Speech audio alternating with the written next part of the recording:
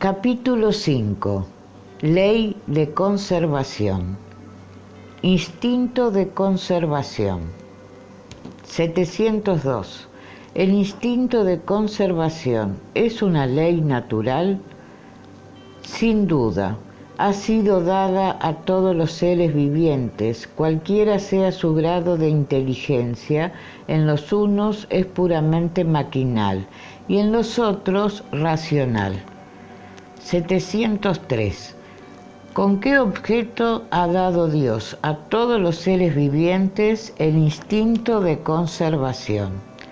Porque todos deben concurrir a las miras de la providencia, y por esto Dios les ha dado la necesidad de vivir, y además la vida es necesaria al perfeccionamiento de los seres que lo sienten instintivamente sin darse cuenta de ello.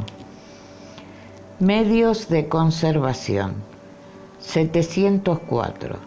Al dar Dios al hombre la necesidad de vivir, ¿le ha proporcionado siempre los medios? Sí, y si no los encuentra es porque no los comprende. Dios no ha podido dar al hombre la necesidad de vivir sin proporcionarle los medios, y por esto hace producir a la tierra lo que es necesario a todos sus habitantes, porque solo lo necesario es útil, lo superfluo no lo es nunca. 705. ¿Por qué la tierra no produce siempre lo bastante para proporcionar lo necesario al hombre? Es porque el hombre ingrato la descuida y sin embargo es una excelente madre. Con frecuencia también acusa a la naturaleza de lo que es efecto de su impericia o de su imprevisión. La tierra produciría siempre lo necesario si el hombre supiese contentarse con ello. Si no basta a todas las necesidades, es porque el hombre emplea en lo superfluo lo que pudiera darse a lo necesario. Mira al árabe del desierto, siempre encuentra con qué vivir porque no se crea necesidades ficticias, pero cuando la mitad de los productos se malbarata en satisfacer caprichos, ¿debe admirarse el hombre de no encontrar nada al día siguiente y tiene razón para quejarse de encontrarse desprovisto cuando viene el tiempo de la escasez? En verdad os digo que no es la naturaleza la imprevisora, sino el hombre que no sabe gobernarse. 706. ¿Los bienes de la tierra no se reducen más que a los productos del suelo? El suelo es el origen primero, de donde emanan todos los otros recursos, porque en definitiva estos no son más que una transformación de los productos del suelo, y de aquí que por bienes de la tierra deben entenderse todos aquellos de que el hombre puede gozar en este mundo. 707. Con frecuencia faltan a ciertos individuos los medios de subsistencia, aún en medio de la abundancia que les rodea.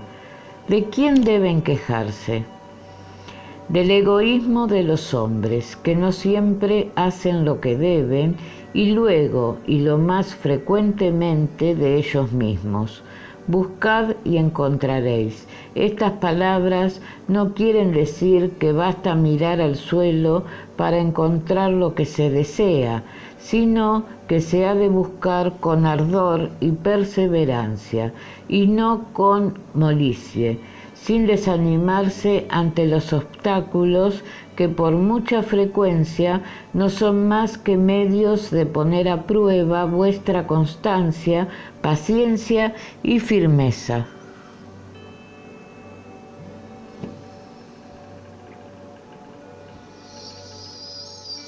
Si la civilización multiplica las necesidades, multiplica también los orígenes de trabajo y los medios de vivir. Pero preciso es convenir en que bajo este aspecto mucho le resta aún por hacer. Cuando haya redondeado su obra, nadie podrá decir que carece de lo necesario, a no ser por culpa suya. La desgracia de muchos consiste en que van por un camino que no es el que les ha trazado la naturaleza, y entonces es cuando les falta inteligencia para llegar al término. Para todos hay lugar, pero con la condición de que cada uno ocupe el suyo y no el de los otros.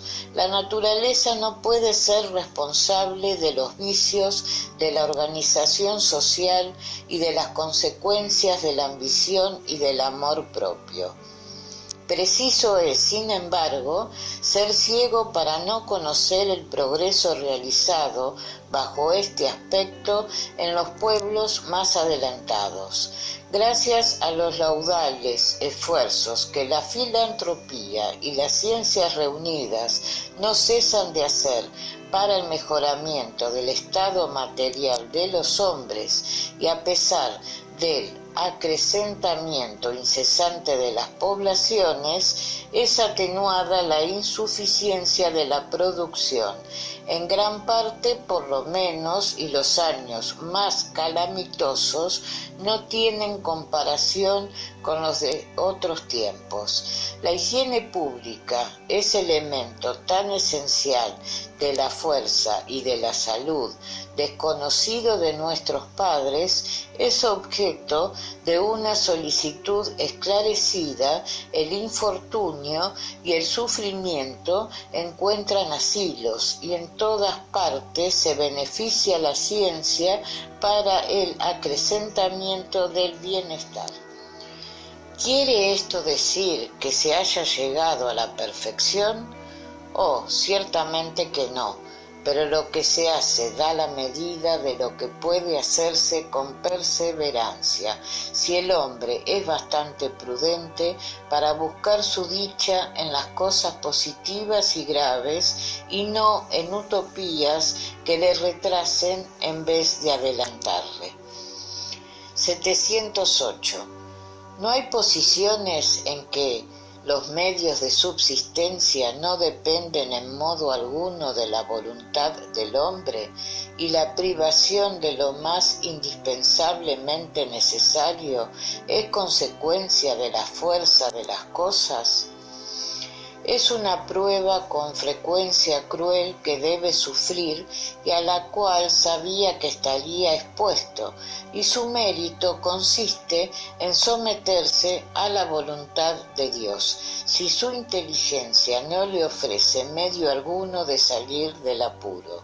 Si debe morir, ha de resolverse sin murmurar, pensando que le ha llegado la hora de la verdadera libertad y que la desesperación del último momento puede hacerse perder el fruto de su resignación. 709. Los que en ciertas situaciones críticas se han visto precisados a sacrificar a sus semejantes para alimentarse con ellos, han cometido un crimen, y siendo así, es atenuado por la necesidad de vivir que les da el instinto de conservación. Ya he respondido diciendo que lo más meritorio es sufrir todas las pruebas de la vida con dolor y abnegación. Existe un homicidio y un crimen de lesa naturaleza, falta que debe ser doblemente castigada. 710. En los mundos donde está más depurada la organización, ¿tienen necesidad de alimentación los seres vivientes? Sí, pero su alimentación está en relación con su naturaleza. Estos alimentos no serían bastante sustanciosos para vuestros estómagos groseros, lo mismo que ellos no podrían digerir los vuestros. Goce de los bienes de la tierra. 711. ¿Tienen derechos todos los hombres a usar de los bienes de la tierra? Este derecho es consecuencia de la necesidad de vivir. Dios no puede haber impuesto un deber sin haber dado los medios de cumplirlos. 712. ¿Con qué objeto ha dado Dios atractivos a los goces de los bienes materiales? Para excitar al hombre al cumplimiento de su misión y también para probarle por medio de la tentación. ¿Qué objeto tiene esta tentación? Desarrollar su razón que debe preservarle de los excesos. Si el hombre no hubiese sido excitado al uso de los bienes de la tierra más que con la mira de su utilidad, su indiferencia hubiera podido comprometer la armonía del universo. Dios le ha dado el atractivo del placer que le solicita al cumplimiento de las miras de la providencia, pero por este mismo atractivo Dios ha querido además probarle con la tentación que le arrastra al abuso, de que su razón ha de preservarle. 713. ¿Los goces tienen límites fijados por la naturaleza? Sí, para indicaros el límite de lo necesario, pero con vuestros excesos llegáis a la saciedad y vosotros mismos os castigáis. 714. ¿Qué hemos de pensar del hombre que busca en los excesos de todas clases un refinamiento de sus goces y placeres? Pobre naturaleza, que debe compadecerse y no envidiarse porque está muy cercana a la muerte. ¿Se acerca a la muerte física o a la moral? A ambas. El hombre que busca en los excesos de todas clases un refinamiento de los goces se hace inferior al bruto, porque éste sabe limitarse a la satisfacción de la necesidad. Abdica de la razón que Dios le ha dado por guía, y mientras mayores son sus excesos, mayor imperio da su naturaleza animal sobre la espiritual. Las enfermedades, los achaques, la misma muerte, consecuencia de los abusos, son al mismo tiempo castigo de la transgresión de la ley de Dios, necesario y superfluo. 715. ¿Cómo puede conocer el hombre el límite de lo necesario? El prudente lo conoce por intuición y muchos por experiencia adquirida a sus expensas. 716. ¿La naturaleza no ha trazado límites a nuestras necesidades por medio de nuestra organización? Sí, pero el hombre es insaciable. La naturaleza ha trazado el límite de sus necesidades por medio de la organización, pero los vicios han alterado su constitución y le han creado necesidades que no son reales. 717. ¿Qué debe pensarse de los que amontonan bienes terrestres para conseguir lo superfluo en perjuicio de los que carecen de lo necesario? Desconocen la ley de Dios y habrán de responder de las privaciones que hayan hecho sufrir. El límite de lo necesario y de lo superfluo nada tiene de absoluto. La civilización ha creado necesidades del que carece el salvaje, y los espíritus que han dictado estos preceptos no pretenden que el hombre civilizado deba vivir como el salvaje. Todo es relativo, y la razón toca hacer la justa distribución. La civilización desarrolla el sentido moral y al mismo tiempo el sentimiento de caridad que introduce a los hombres a prestarse mutuo apoyo. Las que viven a expensas de las privaciones de los otros explotan en provecho suyo los beneficios de la civilización. No tienen de esta más que un barniz, como hay gentes que de la religión solo tienen el antifaz. Privaciones voluntarias, mortificaciones. 718. La ley de conservación obliga a atender a las necesidades del cuerpo. Sí, pues sin fuerza y salud es imposible trabajar. 719. ¿Es censurable que el hombre busque el bienestar? El bienestar es un deseo natural y Dios no prohíbe más que el abuso, porque este es contrario a la conservación. No mira como un crimen el que se busca el bienestar si no es adquirido a expensas de otro y si no ha contribuido a mermar vuestras fuerzas morales y físicas. 720. Las privaciones voluntarias, con la mira de una expiación voluntaria también, ¿tiene mérito ante Dios? Haced bien a los otros y tendréis más méritos. ¿Hay privaciones voluntarias que son meritorias?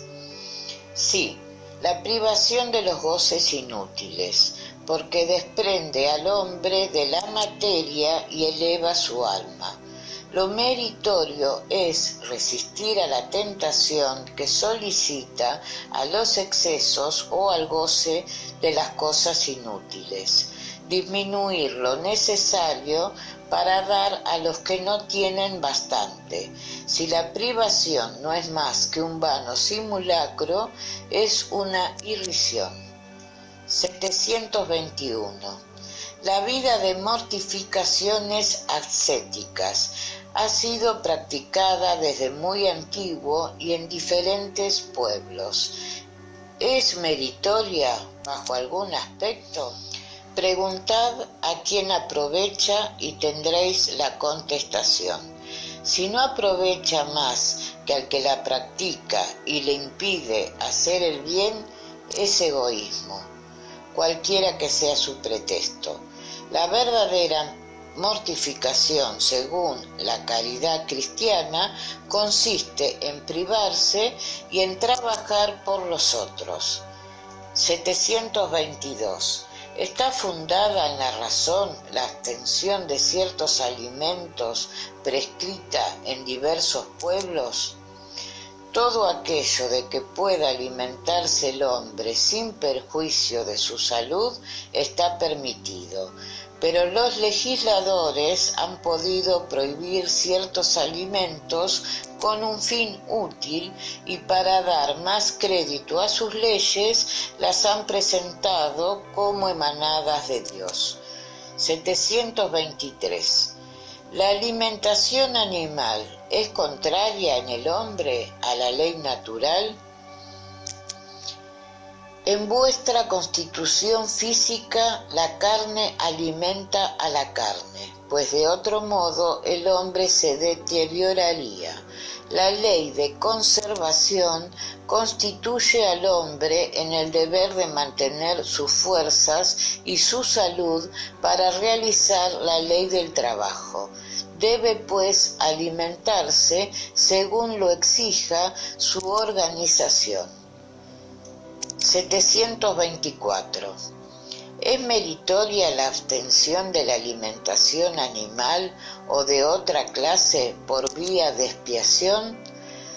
Si se priva por los otros, sí, pero Dios no puede fijarse en la mortificación cuando no existe privación seria y útil, y de aquí que digamos que son hipócritas los que solo se privan en apariencias. 725. ¿Qué debemos pensar de las mutilaciones del cuerpo del hombre o de los animales? ¿A qué semejante pregunta? Preguntad otra vez si una cosa es útil.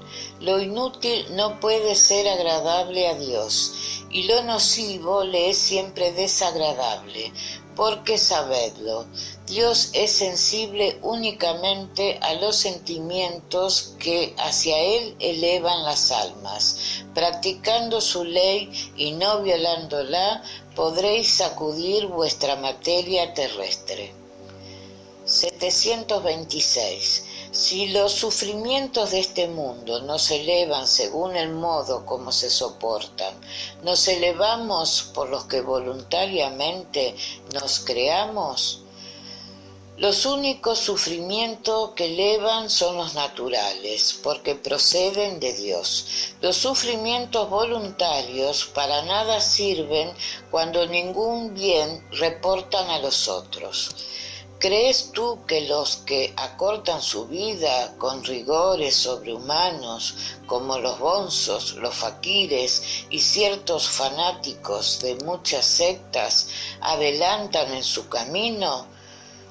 Porque no trabajan mejor en bien de sus semejantes, que vistan al indigente, que consuelen al que llora, que trabajen por el enfermo, que sufran privaciones para alivio a los desgraciados, y entonces su vida será útil y sin egoísmo. Cuando se sufre por los otros es caridad.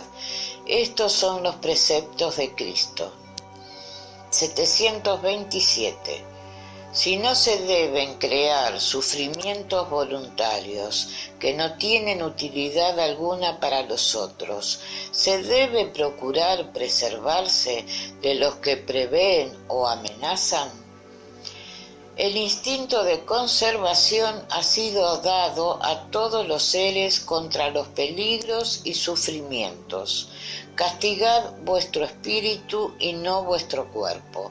Mortificad vuestro orgullo, ahogad vuestro egoísmo semejante a una serpiente que os roe el corazón. Y haréis más por vuestro adelanto que no con rigores que ya no son de este siglo.